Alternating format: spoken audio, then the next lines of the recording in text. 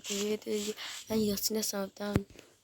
از ویدیو خوش میاد لایک کامنت دنبال کردن فراموش. دوستان خیلی داتون پرسیده بودین چطوری یه چیزی بسازیم که خونه دوستمون داغون کنه. من باکت بیارم، باکت رو یادم رفت.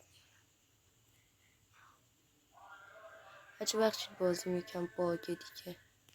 خب اول میان یکم فاصله بدیم، یه دونه اینجا، یه دونه اینجا، شیفت بگیریم، یه دونه اینجا بذاریم.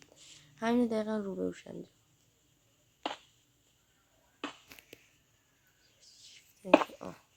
همچین چیزی در میاد. این رو میکنیم، پاکتو میگیرید، آب رو میزنید.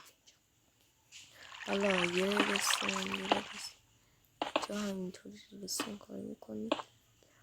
اینم اینجا و اینجا. حالا یه دونه میزنید روی این. بله میبینید کنید. خب حالا بعد TNT ها رو بزنید. بزن من نبامن. خب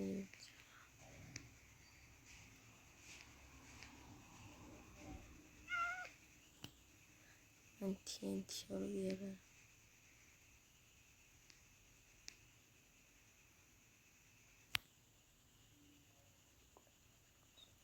بذار برم بیرون.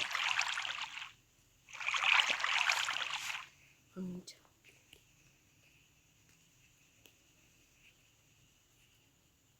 حالا شما دل بخواه میتونید TNT هاشو پر کنید، ولی من حالا همینقدر میگم فعلا برای تست ویدیو کافیه.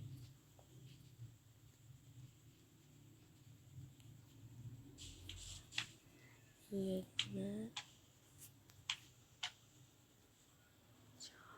اینم گذاشتم اینجا فکر کنم خالی. خب حالا بچه ها 3 2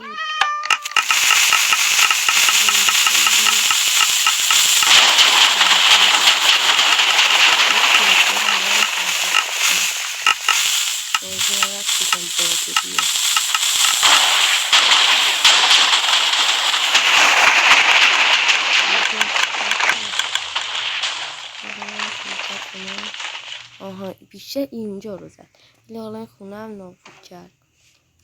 تو از این ویدیو خوش اومد، کانالمون رو سابسکرایب دنبال کنین تا ویدیو باحال‌تری بزنیم. خدا نگهدار.